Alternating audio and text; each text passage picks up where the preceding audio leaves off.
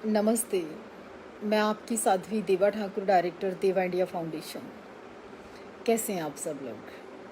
पहले तो मैं आप सबका जितने भी सोशल साइट पर फेसबुक पर जुड़े हैं सभी का तहे दिल से मन से धन्यवाद करना चाहती हूँ। आपका प्यार और आपकी सपोर्ट ही मेरे जीवन की बहुत एक अहम कड़ी है। और फिर फेसबुक का धन्यवाद करना चाहूँगी कि साध्वी देवा ठाकुर के नाम से पेज वेरीफाई हो गया। इसके अलावा मेरा और अन्य कोई अकाउंट नहीं है, केवल मैं इसी फेसबुक पेज पे हूँ। इसी पे आप हमें फॉलो कर सकते हैं। अगर और किसी भी अकाउंट से और किसी भी तरह का कुछ है तो उन सबको अनफॉलो कर दें। मैं केवल इसी पेज पर उपलब्ध रहूँगी। और आप सबका पुनः फिर धन्यवाद साध्वी देवा ठाकुर की ओर से। अब मैं बात कर लेती हूँ आज के समय की भाईचारे की। देखिए, सबसे पहले तो मैं उन लोगों को बोलना चाहती हूँ कि भाईचारा, पंचायत, समाज ये परमात्मा का दूसरा रूप होते हैं और इन सब का सम्मान भी करना चाहिए। लेकिन भाईचारे के नाम पे ढोंग नहीं करना चाहिए। भाईचारे के नाम पे राजनीति नहीं करनी चाहिए। भाईचारे के नाम पे ड्रामाबाजी नहीं करनी चाहिए। कुछ लोग बरसाती मेंढक की तरह होते हैं। जैसे मौसम आया बाहर निकल आए, मौसम गया लुप्त हो जाते हैं। काफ़ी सारे लोगों को मैं देख रही थी कि ऐसा कौन है देश में कि भारत की बात आए और रोंगटे ना खड़े हों, भारत की बात आए और देश की बात ना करे। ऐसा कोई है क्या? जननी जन्मभूमि, और सबसे बड़ी बात है कि भारत माता का नाम लेते ही तो ऐसा कोई हो ही नहीं सकता, वो तो गद्दार होगा। अब मैं बात करती हूँ सरकारों की। सेंटर में बीजेपी की सरकार है। प्रधानमंत्री, राष्ट्रपति सभी आज सोशल साइट पर हर चीज़ देखते हैं। फिर ऐसा कौन सा मसला, कौन सा मामला, एक गांव की खबर, एक मन की बात, एक ट्विटर अकाउंट, एक फेसबुक, सोशल साइट पर एक छोटी से छोटी बात भी आज काउंट होती है। फिर जब विदेशों में मसला उठे तो सरकारें चुप कैसे? तुरंत प्रभाव से अगर भारत का कोई बेटा फंसा है उसकी रिहाई करवानी चाहिए। सरकारें यहाँ पर ड्रामे नहीं करे। भारत की सरकार यहाँ आपस में भाईचारा खराब करवाने का काम नहीं करे। भारत की सरकार को स्वयं संज्ञान लेकर तुरंत प्रभाव से भारत के बेटे को रिहा करवाना चाहिए। ये भारत की सरकार का काम है। एम्बेसी में आपके राजदूतों का काम है। आपको अथॉरिटी किसको है, कैसे है, और उस पे संज्ञान लें। चाहे वो विशाल सूद की बात हो, जूद की बात हो, राहुल जूद की बात हो, मतलब एक ही बात है। हमारे हरियाणा का बेटा, हमें गर्व है इस बात पर और मैं फुल तहे दिल से सपोर्ट करती हूँ।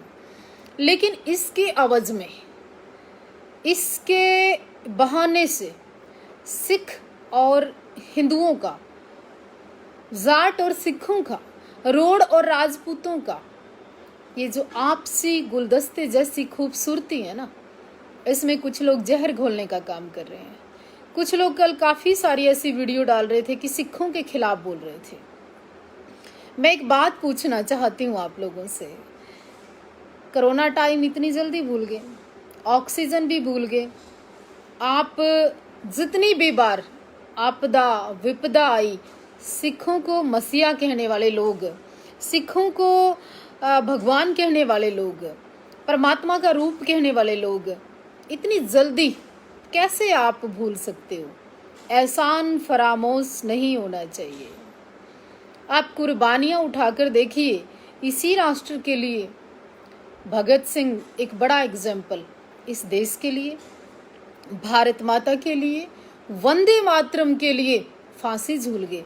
वो भगत सिंह, आजम भगत सिंह, शहीद भगत सिंह, सरदार भगत सिंह, वही संधू, वही भगत सिंह, याद रखिए ना। बंदा बहादुर कौम बेशक हिंदू कौम में जन्म लिया, लेकिन सिक्खी अपनाकर इसी राष्ट्र की रक्षा की। हरि सिंह नलवा, आप कैसे भूल सकते हैं कि कश्मीर के सारे अत्याचार इसी देश के लिए उन्होंने कुर्बानी दी।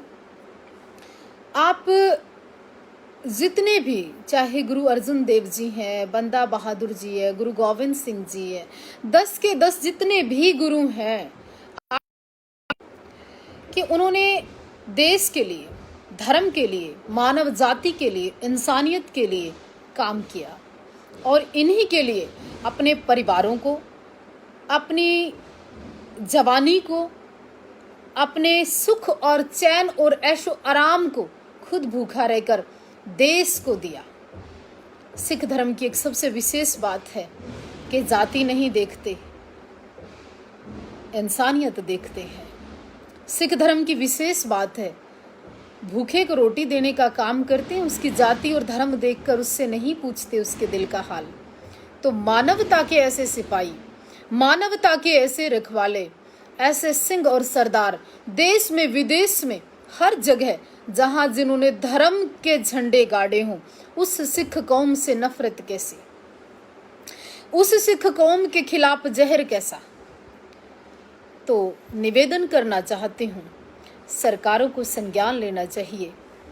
सिखों के खिलाफ बार बार, चाहे वो 84 की बात करें और चाहे वो आप 47 की बात करें, ऐसा जहर उगलने का काम अब मत करिए।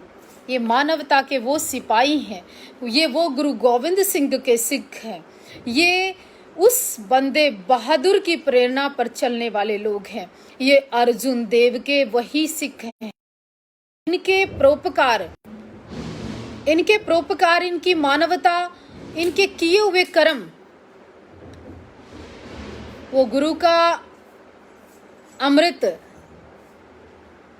जब 5 सिंह बनाए गए तो उसमें जाति नहीं देखी गई।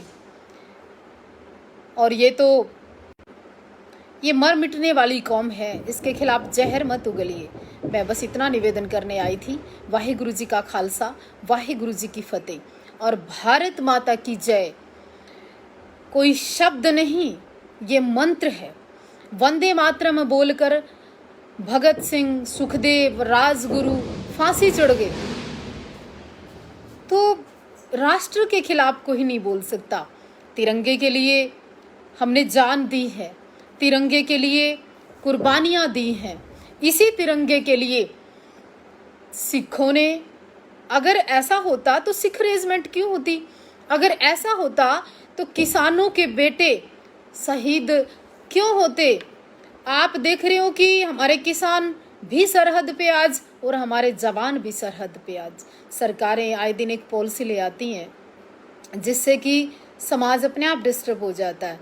तो समझने का प्रयास करिए, इन सिखों के प्रति जहर मत उगलिए, क्योंकि बार बार इतिहास को ना दोहराएं। जय हिंद, वंदे मातरम।